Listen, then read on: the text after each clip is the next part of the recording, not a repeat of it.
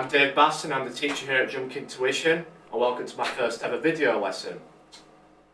So I'll be coming out with these videos roughly every month, focusing on lots of different things, so like different drum grooves, different stickings, fill ideas, concepts, licks from famous drummers, you name it, practicing methods, all sorts, yeah?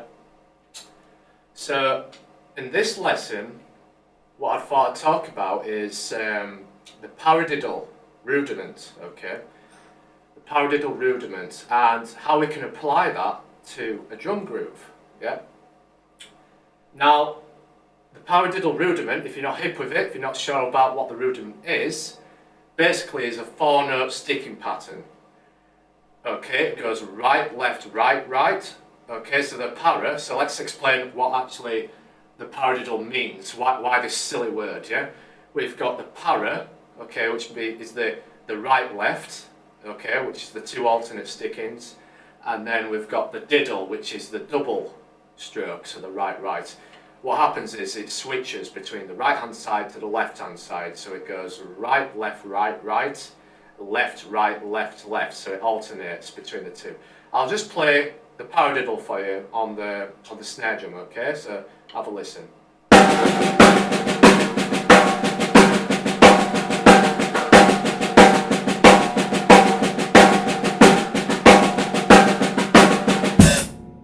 Okay, so yeah, that's the sticking, and we can use this in many different ways. Okay, we can use it as a drum groove, which I'm going to show you, but we can also use it just fills everything. It's such a useful rudiment because of the way it splits up two singles and a double. You know, it creates a really contrasting type of dynamic when you mess around with the dynamics. You know, like the different volumes of the sticking. Okay, so this exercise I'm going to show you is a really useful groove for developing your ghost notes and your accents. I'm going to talk about them. So your ghost notes, if you're not aware of what a ghost note is basically a quieter note, okay? It's a note that we can hear, but it's a lot quieter than the accented note, so the accent, which is the louder note, okay? With this paradiddle groove I'm going to show you, I'm going to orchestrate it between the hi-hat cymbal and the snare drum, okay? I'm going to stick my right hand on the hi-hat, the right hand stays there on the hat, left hand stays on the snare drum, yeah? And the way I'm going to play it is using 16th notes, okay, 16th notes. If you're not aware of what 16th notes are, how we count them, if we think of a bar of 4, okay, which is like the most common type of time signature, 4/4 time, 4 beats in a bar, 1, 2, 3, 4. I'm basically putting 4/16ths into every beat. So I'm putting 4 notes, fitting 4 evenly spaced notes into each beat. So we can count them as 1 E and A, so for beat 1, 1 E and A, beat 2, 2 E and A, then beat 3, 3 E and A, 4 E and A. So you get this, 1 E and A, 2 E and A, 3 E and A, 4 E and A, yeah? If you want to use Coca-Cola, you can do. I won't judge you. It's about having fun. Or we can also use caterpillar as well. So caterpillar, caterpillar, or Coca-Cola, Coca-Cola. Yeah, whichever helps you. So we're going to use 16th notes in this groove. And what we're going to do is we're going to accent the 2 and 4 on the snare drum and the 1 and 3, on the hi-hat. Okay. So when I'm accenting on the snare drum, what I'm trying to look for is a higher wrist stroke, okay, to get more volume. Okay, and sometimes I will actually use half of the drum. I'll use the drum and the rim together to get a rim shot. It's a really nice, powerful stroke that really gives a nice loud crack to the snare drum, which is really useful in this type of groove when we want to develop the accents on the 2 and 4. Yeah, and with the hi-hat, I'm accenting the 1 and the 3. The hi-hat's with the right hand. I'm going to use in the shoulder part of the stick, which is a nice big thick part of the stick. and the tip of the stick to play the ghost notes. Okay. So what I'm going to do is just play this groove for you, just using the hi-hat and the snare drum at 60 beats per minute. It's really slow, but it's the only tempo.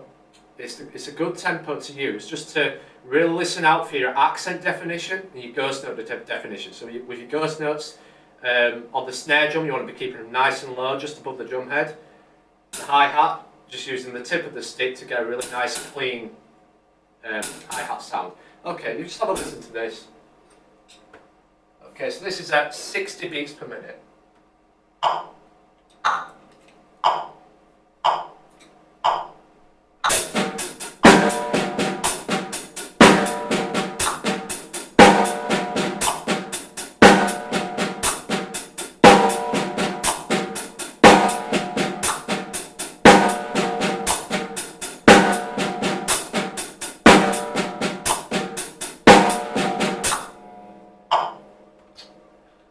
Okay, so there you could hear that I was really concentrating on getting the 2 and the 4 on the snare to really pop out.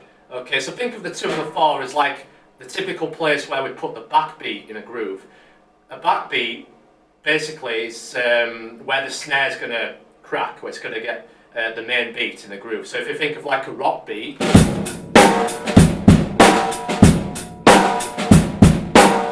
can hear that 2 and 4.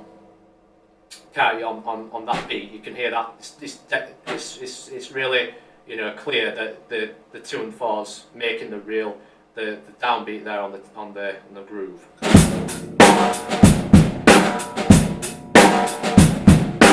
Backbeat, sorry, it's the backbeat of the groove, yeah. So you're really going to make that clear and stand out, right? So once you get comfortable with that, then you can start adding the bass drum. Now, adding the bass drum, you've got to take this slow as well to really develop your independence. Okay, independence with the right hand and the left hand and your right foot with the bass drum. What I would do is just try adding the bass drum on 1 and 3. Okay, so imagine that you've got a click. You've got a click going. 1, 2, 3, 4. You're putting the bass drum on 1 and 3. Okay, and you've got to keep that groove going on the hi-hat, making sure you pay attention to the dynamics, the ghost notes, and the accents. So what I'm going to do is play along again at 60 beats per minute, nice and slow, putting the bass drum on 1 and 3. Have a listen to this.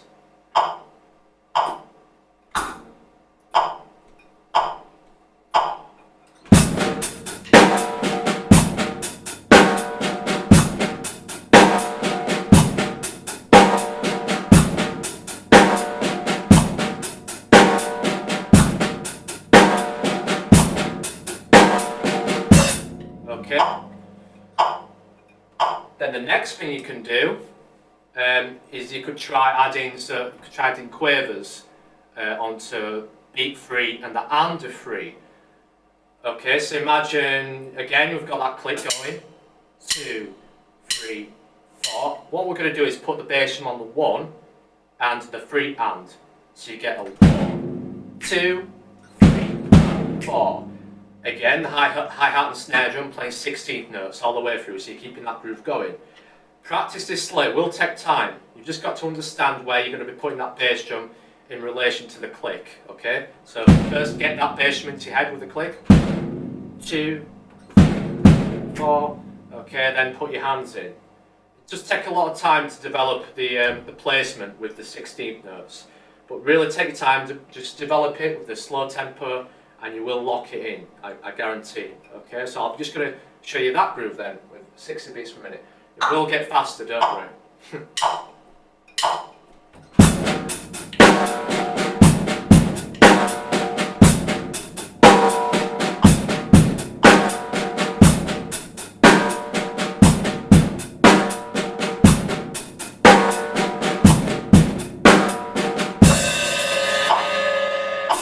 Okay. So then gradually work up tempo. What I think the perfect tempo for this would be is 90 beats per minute. Okay, it's a nice steady tempo. It's not up there in the hundreds. It's not rapid fast. It's a nice, really laid back groove. Okay, so I think 90 is a really steady tempo for this type of groove. I'd categorise this as a funk oriented groove because we've got 16s there going on with the hi-hat and the snare. You know, you can mess it up a little bit with the bass drum, putting it in different places. Okay. When you get comfortable with putting the bass drum on 1 and 3, or the 1 and the 3 hand, you can try like making it a little bit more exciting. Okay, by adding it on the 16th note, so maybe adding it on the E of 1. So 1 E and a 2 E and a 3 and 4. So let's try that. I'm going to put it on the E of 1 and the 3 and. So you go, imagine that's your click. 3, 4, E and a 2 E and a 4 and E and a 2 E and a 4. With that paradiddle groove. I'm going to knock the tempo up to 90 beats per minute now, so it's a little bit more steady. Okay, not too fast, but you'll soon feel the energy. Okay, when you build up this tempo.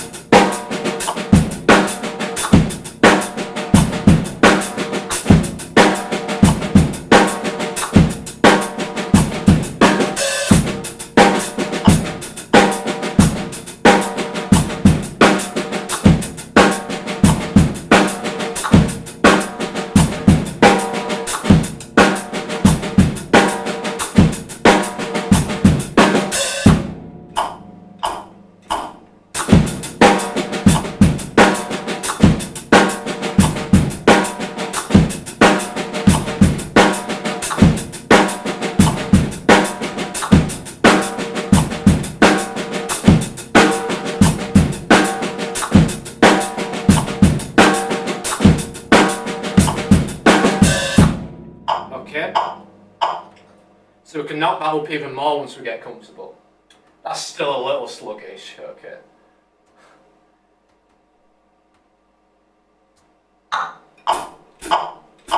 One, two, three, four.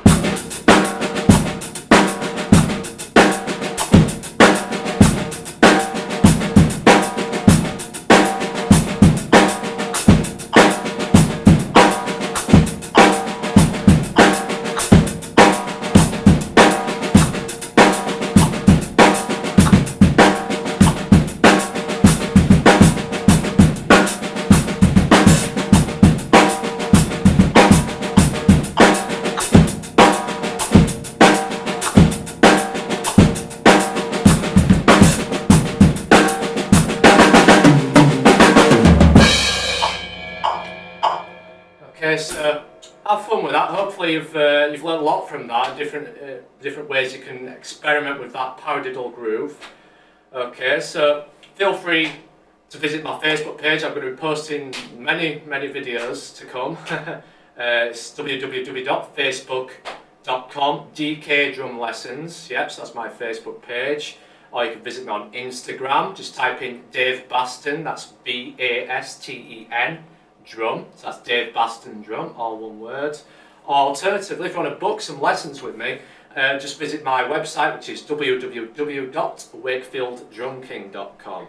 Okay, thanks for watching, and I'll see you again.